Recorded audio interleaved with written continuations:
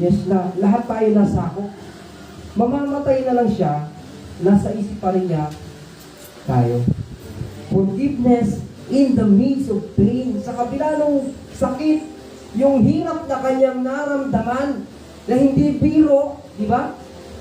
Hindi biro. Nasaktan mo ako eh. Ang sakit ng ginawa mo sa akin. Pero ginawa ng Panginoon, prayer of forgiveness. Hindi ko talaga makakalimutan yun. Sobrang, it hurts. Pero, si Lord, forgiveness in the midst of distress. Nawala ng pag-asa. Di ba? Pero bukang bibig ng Panginoon, forgiveness. Bagay na napakahirap para sa atin. Ako yung